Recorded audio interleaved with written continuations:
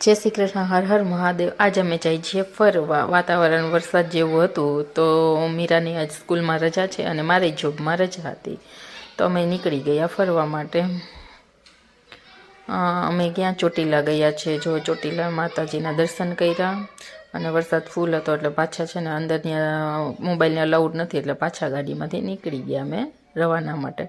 પછી તો ભૂખ લાગી હતી કાં મીરાને પણ ભૂખ લાગી હતી કે હાલો કંઈક નાસ્તો કરીએ, તો અમે નાસ્તો કરી અને છેલ્લે પછી કોન ખાધા। કોન મીરાએ ખાય છે અને શ્લોક ખાય છે, એને કોન બહુ ભાવે, મારી જેમ મને બહુ કોન ભાવે।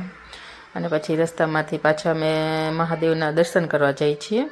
તમને કદાચ રાજકોટ આગળ રહેતા હોય, ચોટીલા આગળ થાન આવ્યું, થાનના રસ્તે આવે છે, બહુ મસ્ત વ્યૂ આવે છે। અત્યારે તો ચોમાસામાં તો બહુ મસ્ત વ્યૂ છે। જુઓ, આ ઝરિયા મહાદેવ છે, ઉપરથી જ્યારે વરસાદ આવે ને ત્યારે પાણી ત્યાં પડે છે, આ ધોધ જેવું। અને આ ઝરિયા મહાદેવ ત્યાં પાણી હોય કે ન હોય, ઉનાળામાં પણ ઉપરથી જ પાણી કુદરતી રીતે જ પાણી પડે છે ત્યાં।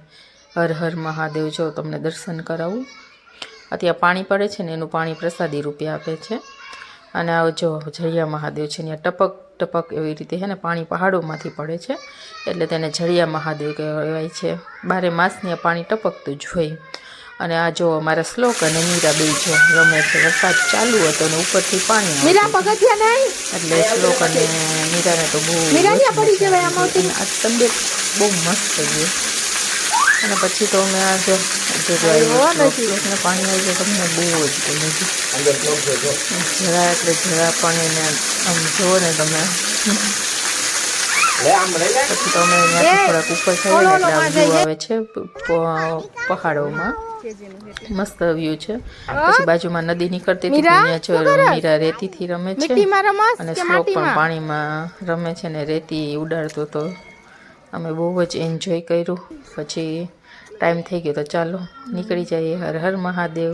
મળીએ બીજા